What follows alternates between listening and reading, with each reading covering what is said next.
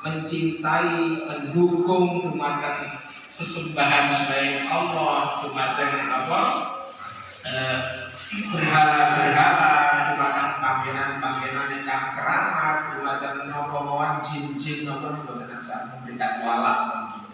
Walak itu kepada Allah.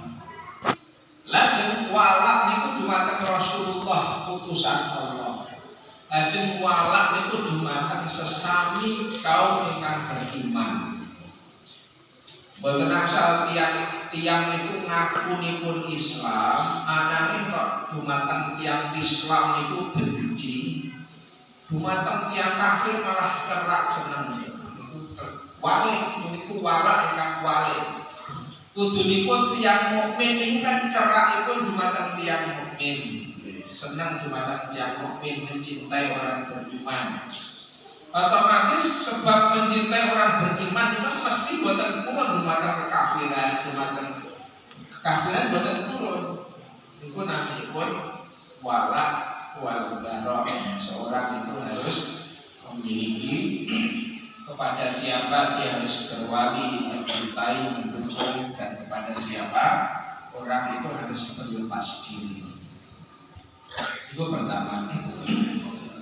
Saklajengipun berkaitan dengan khutbah Jumat. Khutbah Jumat niku hadirin niku wonten rukun-rukunipun kados salat. Rukun salat wonten 17. Menawi setunggal saking 17 itu boten ditindakaken, salat pun boten sah.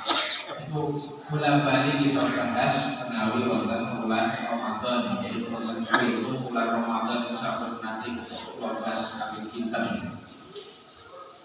Di antara rukun salat itu, ruko, sujud itu rukun salat. Menawi wonten tiyang sehat boten purun ruko, boten purun sujud, niku salatipun boten sah. Sebab napa boten sah? Amun tidak akan rukun. Rukun itu ada seperti itu. Rukun niku menawi boten ditindakaken, salat niku boten sah. Rukun salat boten pitulah. Ya antaranya rukun lan sujud. Khutbah niku nggih wonten rukunipun. Menawi rukun khutbah niku boten ditindakaken, khutbah niku boten sah. Menawi khutbah boten sah, berarti Jumatan yang boten sah. Salatipun tiyang sak masjid niku boten sah Jumatanipun. Rukun khutbah niku napa? Rukun khutbah pertama niku harus ada kalimat alhamdulillah utawi innal hamdalillah, hamdan lillah utawi napa mawon alhamdulillah, hamdan lillah, innal hamdalillah. Yang penting itu rukun pertama harus ada alhamdulillah. Bentukipun kados pundi nggih? Monggo wonten innal hamdalillah, wonten alhamdulillah rabbil alamin, hamdan wa syukran lillah. Yang penting ada kalimat alhamdulillah. Itu pertama rukun khutbah. Rukun khutbah nomor kali, khutbah niku wajib harus berselawat kepada Nabi. Menawi mboten selawat khutbah niku mboten sah. Khutbah mboten sah, Jumatan mboten sah, salatipun tiyang sak masjid mboten sah. Harus ada Allahumma sholli ala Muhammad minimal. Menawi sempurna wa ala ali Muhammad kama shallaita ala Ibrahim. Salam. Rukun kedua. Rukun ketiga, khutbah itu harus ada wasiat bitakwa, berwasiat untuk bertakwa. Misalipun ayyuhal hadirun usikum wa iyaya nafsi bitaqwallah faqad fazal mu'minuna muttaqun. Niku hukum rukun, niku harus tidak. Rukun nomor 3. Rukun nomor 4. Dalam khutbah itu wajib membaca minimal 1 ayat, bukan terjemahan. 1 ayat murni lengkap, bukan potongan. Wajib itu. menawi boten niku khutbah boten sah, salat sak masjid boten sah salat Jumat. Khutbah Jumat itu harus ada satu ayat yang sempurna. Entah itu diletakkan bagian mana nih, ya monggo. Itu harus khutbah Jumat itu harus. Lajeng niku wau di khutbah kedua niku wajib diulangi pertama, ingkang wajib diulangi. Alhamdulillah harus diulangi. Harus diulangi alhamdulillah buat khutbah kedua. Kedua, sholawat kepada Nabi itu wajib diulangi. Buat khutbah kedua kesupen sholawat kepada Nabi. Menawi khatibipun kesupen itu dimutakan boten napa-napa. Pak, jenengan dereng sholawat boten napa-napa. Ketimbang boten sah sholatipun tiyang sak masjid. Berkali. Nomor 3 ingkang wajib diulangi itu wasiat bittaqwa, wasiat untuk bertakwa kepada Allah. Surat niku boleh diulangi, boleh cukup di pertama. Kemudian khutbah Jumat niku rukunipun harus membaca doa. Di bagian akhir khutbah kedua itu wajib membaca doa. Lima niku wajib menggunakan bahasa Arab sedaya boten angsal terjemahan ini. Sebab niku ulama zaman riyen niku pinter. Ulama zaman riyen niku sampun damel teks niku mesti lengkap. Menawi tiyang niku purun maos teksipun para ulama zaman riyen niku sampun niku misalipun umumipun khutbah. Alhamdulillahirabbil alamin. Alhamdulillahirabbil alamin. Misalipun Alhamdulillahirabbil alamin wa bihi nasta'in ala umuri dunya waddin.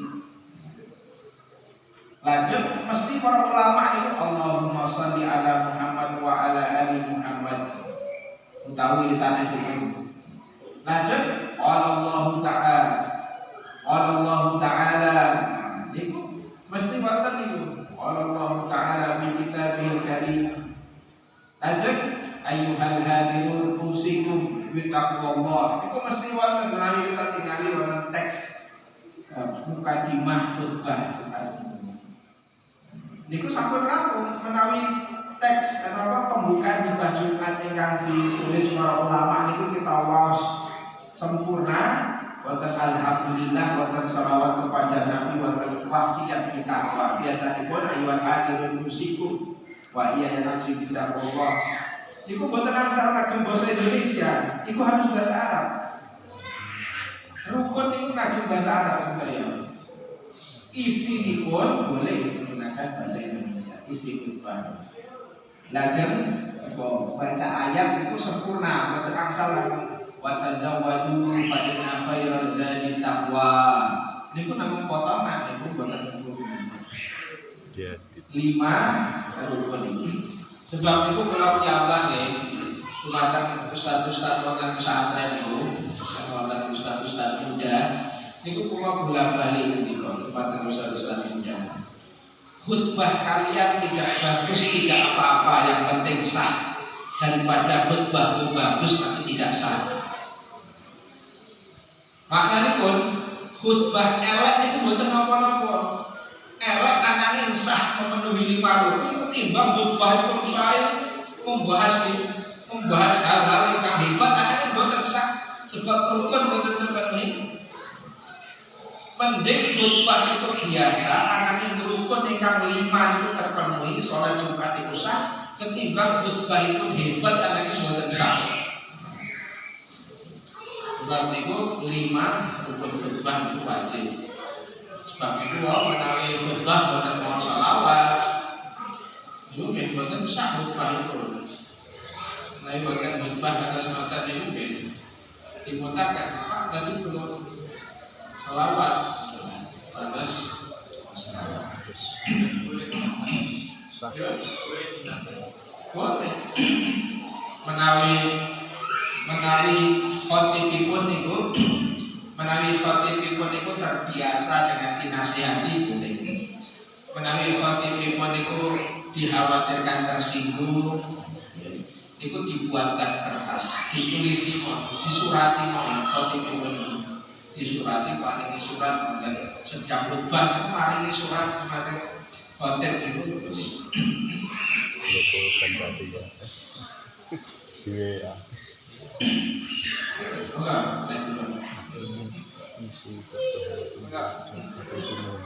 selama kurnya itu nanti berapa kali jadi mandi yang pertama yang kedua dalam itu penyaluran dia itu sebaiknya tiap hari atau di akhir bulan untuk aktivitas langsung soal bulan bulan Ramadan sudah ada sejak dahulu. Tapi kapan Rasulullah mulai puasa Ramadan? Rasulullah mulai puasa Ramadan itu setelah perintahnya turun. Itu tanggal kedua tahun kedua Hijriah. Rasulullah wafat itu genep 10 tahun pada Madinah. Jadi di tahun 10 tahun di Madinah Rasulullah itu wafat. Rasulullah itu tinggal setelah diangkat menjadi nabi, tinggal wonten Mekah 13 tahun. Lajeng pindah wonten Madinah. Di Madinah itu hanya 10 tahun, lajeng Rasulullah itu wafat. Nah, Rasulullah 10 tahun wonten Madinah wafat itu tahun pertama Hijriah dari wonten. Tahun kedua Hijriah itu lebih turun perintah siap Ramadan. Berarti sejak tahun 2 sampai Rasulullah wafat itu Rasulullah melakukan siap Ramadan. Itu dari syariat. Berapa lama Rasulullah puasa? Menawi bulan Ramadannya itu sejak dulu bulan Ramadan, penamaan bulan Ramadan sendiri kan lebih identik kepada musim panas. Ramadan itu artinya kan saking kalimat ar-ramdha. Ramdha itu hawa panas dengan lebih. Lajeng kaitanipun fidyah ataupun dibayar fidyah apakah setiap hari? Bagusnya setiap hari. Saben dinten itu dikeluarkan angin nggih. Sosok dari kurang patut hari ini yang itu sedikit 66 on kurang patut. Boleh setiap hari dikeluarkan atau kalau tidak yang mau dirapen juga boleh. Rapen.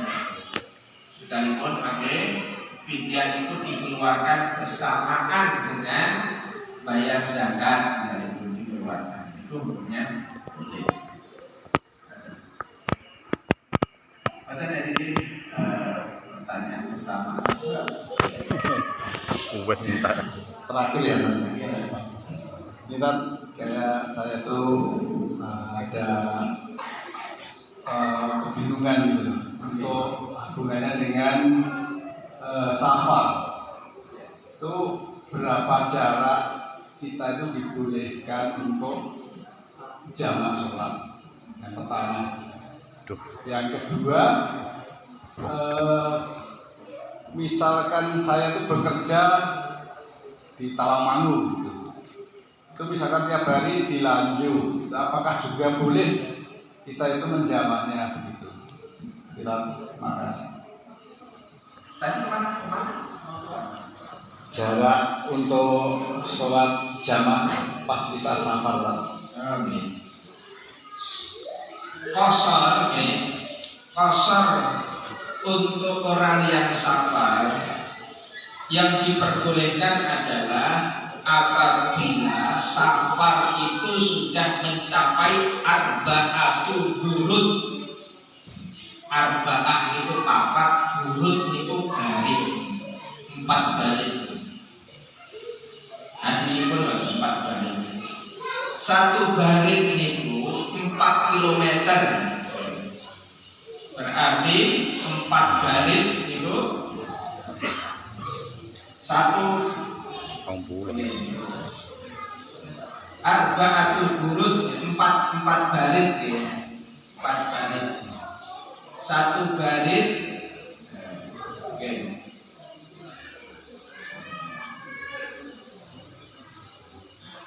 Ya 4 balit ke 1 balit itu 5 km. Lajeng wonten hitunganipun niku safar qashar itu baru berlaku ketika sudah mencapai 16 farsah. 16 farsah. 16 farsah itu menawi ngajak hitung-hitungan niku wau 16 farsah. 1 farsah itu sekitar 5 km. 5 km kali 16 itu jatuhnya 80 km. Jarak safar yang dibolehkan qashar itu adalah 80 km. Seperti apa hitung-hitungan itu wonten pembahasan fikih itu wonten detailipun. Mengapa dapat jarak 80 km itu wonten ngawur. 80 km itu wonten detailipun. Mengapa kok keluar angka 80 itu dikaitkan dengan hadis-hadis yang lain, ikut kalkulasi hitungannya. Kemudian muncullah kesimpulan itu 80 km. Kalau perjalanan itu sudah sampai 80 km, maka boleh untuk mengqashar. Kapan mulai mengqashar? Mengqashar itu baru boleh setelah melewati batas wilayah. Batas zaman riyen itu batas desa. Sebab zaman riyen itu kendaraan paling cepat itu yang ngajak kuda, ngajak motor, umumnya ngajak motor. Sebab itu melewati pedesaan itu sudah layak untuk mengqashar. Adapun zaman saat ini menawi wonten tiyang tanggal kula di mana awal kita boleh mengqashar, kula jawab tiang-tiang wonten pengkol niki menawi ajeng mengqashar itu baru boleh setelah lewat Kepuh. Dengan lewat sampai Kepuh, itu batas terakhir kecamatan Buter, batas kecamatan Buter itu sudah boleh untuk mengqashar sholat kalau sudah jarak tempuh, jarak yang kita tuju itu 80 km.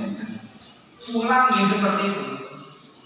Menawi jenengan saking Semarang itu belum melewati Kepuh, itu silahkan dikosor wonten Masjid Agung, wonten Masjid Besar, wonten Masjid Sukoharjo, ada dikosor. Tapi kalau sudah masuk Kepuh itu sampai melebihi hutan. Tadi buat jarak angka 80 itu wonten hitunganipun, wonten dalil hitunganipun akurat. Sanes apa bukan hitungan yang sembarang wonten hitunganipun. Seperti itu. Jamak menawi boleh qashar ya otomatis boleh jamak sebab naminipun safar niku madinatul masyaqqah. Naminipun safar niku mesti seenak-enaknya safar niku mesti ada kesulitan. Sebab itu juga diperbolehkan untuk menjamak sekaligus diqashar. Jamak niku digabung, 2 sholat digabung jadi 1 zuhur asar. Qashar itu dipendekkan. Harusnya 4 rakaat itu dipendekkan jadi 2 rakaat. Betul hadirin sudah